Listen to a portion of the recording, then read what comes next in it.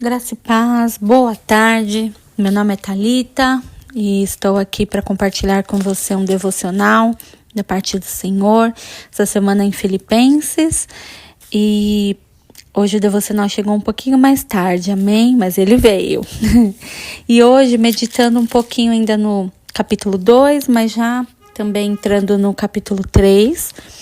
E eu quero compartilhar com você sobre o papel da igreja, né? Hoje eu quero começar a falar sobre um dos papéis da igreja, ou o que é a igreja, né? E a igreja, uma das coisas que ela é que ela é uma comunidade de servos de Cristo, amém? E em 1 Coríntios 3, 23, Paulo fala que diz assim: vocês pertencem a Cristo e Cristo pertence a Deus. Então, aqui,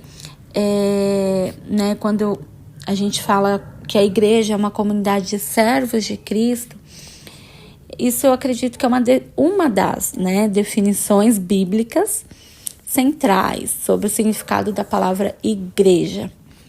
Porque a igreja é uma comunidade composta por homens, mulheres, crianças, idosos, enfim, mas que não pertencem mais a si mesmos. Então, não há uma verdadeira igreja sem que as pessoas sejam encontradas, focadas na ideia de fazerem a vontade de Cristo. Ser servo de Cristo significa submeter-se à vontade de Cristo, que é revelada no Evangelho, na sua palavra, né? E aqui, Paulo, ele deixa muito, dessas dicas, vamos assim dizer, do que é de fato esse evangelho. Então, você entrega a sua vida para Jesus e passa a ser servo dele. E como eu disse ontem, servo na Bíblia, traduz para o significado literal de escravo. E calhou também justamente essa palavra hoje com o nosso devocional que a gente recebe lá na igreja. E nada é por acaso, O Senhor Deus, Ele tem as suas maneiras de ministrar ao nosso coração e de falar com a gente. Então não é à toa que o Senhor quer tratar isso comigo e com você, sobre a ideia de ser servo de Cristo, de se submeter mesmo à vontade dEle, vontade essa que está aqui na palavra. Então, se você é um novo convertido, se você ainda é novo na fé e não sabe que vontade é essa, leia a Bíblia, porque ela é o nosso manual. Aqui você vai encontrar, não só Paulo, mas tantos outros profetas, apóstolos, enfim, pessoas que caminharam ao lado de Jesus e no Novo Testamento, o Antigo Testamento, pessoas que ainda não, o acesso ainda era limitado ao Pai, mas ele acontecia, era notável. Mas aqui é o nosso guia, aqui são as diretrizes para o cristão, porque ser servo de Cristo significa trabalhar para Ele, e trabalhar a partir da compreensão de que a vida do crente, ela foi comprada por um preço, e um alto preço. Então, quando dizemos que somos servos, estamos afirmando que a nossa vida pertence a Cristo, não a mais a nós. E pertence a Ele, a quem devemos lealdade e serviço em gratidão, sempre. Porque o Senhor não quer que a gente faça as coisas se lamentando ou por obrigação. O Senhor deseja que nós sejamos gratos a Ele e que a gente o sirva de todo o nosso coração, com toda a nossa alma, todo o nosso entendimento, dando o nosso melhor. E não há vida de serviço a Cristo onde não tem amor a Deus e ao próximo. Então, onde esse amor estiver presente, ali o que foi tornado escravo, ou seja, eu e você, seremos vistos cuidando de quem carece de misericórdia humana, porque nós precisamos ser essa ponte, entre Deus e o homem que ainda não conhece a Cristo. E o cristão, ele se sujeita a Cristo pelo encanto, de ver a beleza do cumprimento da vontade dele, por saber ser racional, servir a quem ele tanto ama. Então a gente passa a amar a Cristo não por uma obrigação, mas racionalmente mesmo, por entender quem ele é, tudo que ele fez, né, por poder contribuir com esse evangelho e poder sofrer, mas vendo ao mesmo tempo a beleza, né, no sentido do seu sofrimento, porque não há nada mais libertador do que ser escravo de Cristo. Os cristãos, eles foram escolhidos para ser servos de Cristo.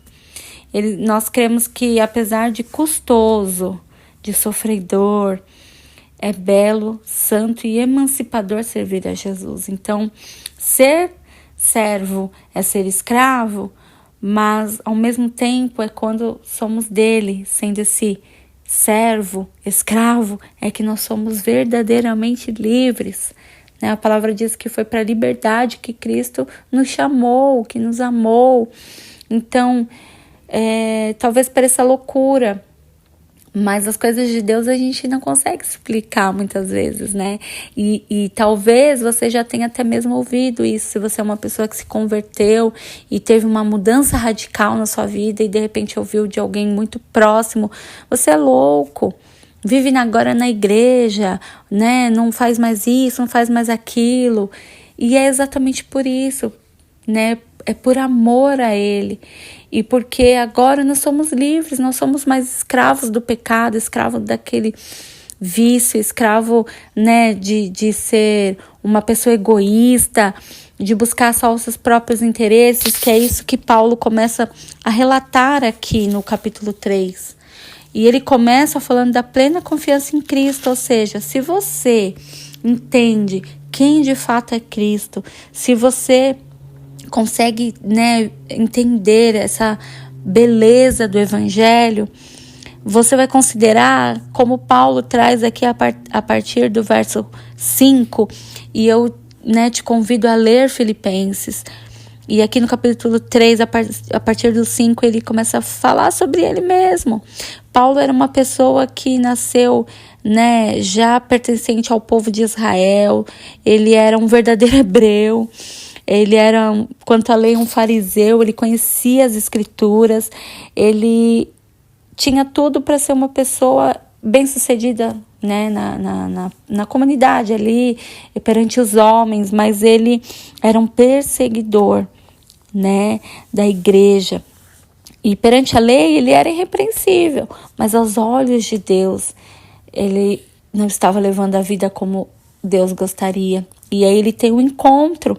E aí, quando esse encontro acontece e os olhos dele são abertos, ele passa a enxergar as coisas de uma maneira diferente. Ele começa a ver que aquilo que ele considerava importante, aquilo que ele dava muito valor, como nas palavras dele mesmo aqui, a partir do versículo 7, que ele fala: o que para mim era lucro, eu passei a considerar como perda por causa de Cristo. Então ele entende que Cristo é muito mais precioso do que tudo aquilo que ele considerava importante. E aí ele continua: mais do que isso, eu considero tudo como perda, comparado com a suprema grandeza do conhecimento de Cristo Jesus, meu Senhor, por quem perdi todas as coisas e a considero como esterco para poder ganhar Cristo e ser encontrado nele. Olha que lindo isso, gente. Eu fico assim encantada. Olha como a palavra de Deus ela é poderosa. E assim a gente está lendo aqui algo de alguém que de fato viveu isso. Isso não é uma história inventada, não. Aqui é um relato de uma pessoa, né? Não é uma história, mas sim uma história, né? De alguém que viveu essa transformação. Ele entendeu que mesmo passando, né, sofrimentos e lutas e dificuldades, ele entendeu que ser escravo de Cristo era muito melhor, tinha mais valor. Ele amadureceu. E é isso que Cristo espera de nós, que nós alcancemos essa maturidade de ver as coisas, né, dessa forma, da beleza do Evangelho, mesmo na dificuldade. E Paulo aqui, inclusive no versículo 15, ele continua: todos nós que alcançamos maturidade devemos ver as coisas dessa forma. E se em algum aspecto vocês pensam de modo diferente, isso também Deus lhes esclarecerá. tão somente vivamos de acordo com o que já alcançamos. Então, viva de acordo com aquilo que você já aprendeu até aqui, né? De maneira digna do Evangelho. E aí ele continua, irmãos, sigam unidos o meu exemplo, observem os que vivem de acordo com o padrão que lhes apresentamos, ou seja, olhe aí ao seu redor pessoas que você admira, que vivem esse evangelho verdadeiro de renúncia, de morrer para sua carne, de ser um servo / escravo de Cristo.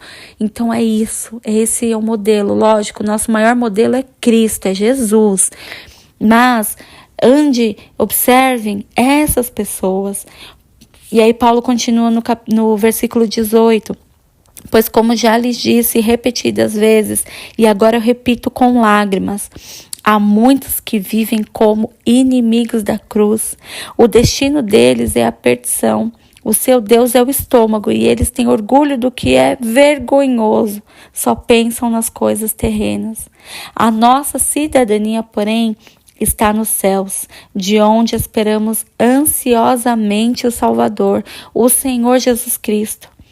Pelo poder que o capacita a colocar todas as coisas debaixo do seu domínio, ele transformará os nossos corpos humilhados, tornando-os semelhantes ao seu corpo glorioso. E é isso que tem valor. Glória a Deus por essa palavra, porque é sobre isso o Evangelho, não é sobre esta terra, não é sobre aquilo que você tem, que você já conquistou, mas é a quem você pertence, é o quanto você tem sofrido por amor a esse Deus, né? Em 1 Coríntios 7, 22 diz assim, pois o escravo que foi chamado pelo Senhor é agora um homem livre, ou seja, de novo, passamos a ser livres quando nós nos tornamos escravos de Jesus, que pertence ao Senhor. Continuando aqui, pois assim também o homem livre que foi chamado por Cristo é escravo de Cristo. E aí em Filipenses 2, né, no versículo 13, Paulo fala, pois Deus está sempre agindo em vocês, para que obedeçam à vontade dele, tanto no pensamento como nas ações, porque é isso que Deus espera de mim e de você, obediência, e que você consiga vencer. E aí Paulo termina esse capítulo 4 dizendo assim, a parte B do versículo 1, na verdade, do capítulo 4. Permaneçam assim firmes no Senhor, ó amados. Permaneçam firmes, sendo obedientes ao Senhor, se entregando, se rendendo a Ele, amém? Então que eu e você nesta tarde, essa palavra possa mesmo nos constranger, nos ajudar, nos encorajar a sermos escravos de Cristo, servos de verdade, que matam a sua vontade, sua carne, diariamente. Amém? Vamos orar? Pai, muito obrigada, Senhor, por mais esse dia. Obrigada pela oportunidade de meditar na Tua palavra e de compartilhar, Senhor, com as minhas irmãs aquilo que o Senhor tem falado ao meu coração. Bendito seja o Teu nome, Senhor. Obrigada pela Tua palavra que é viva. Obrigada, Senhor, porque nela nós temos instruções de como levar a nossa vida e daquilo que o Senhor espera de nós. E nessa tarde, nesse dia, Pai, desde cedo o Senhor tem falado conosco sobre sermos servas literalmente, Senhor, de morrer para nós mesmos, de sermos escravos do Senhor, de levar a vida para o Senhor e se importar com aquilo que realmente tem valor, Pai. De considerar as coisas que para o homem são importantes, são de valor. Considerar isso, como Paulo diz, como esterco, Pai. Porque isso tudo vai ficar. Jesus, o Senhor nos chamou para uma nova vida. Então nos ajuda, Espírito Santo de Deus. É o que eu te peço nessa tarde. Já te agradeço por Tua obra nas nossas vidas. Amém.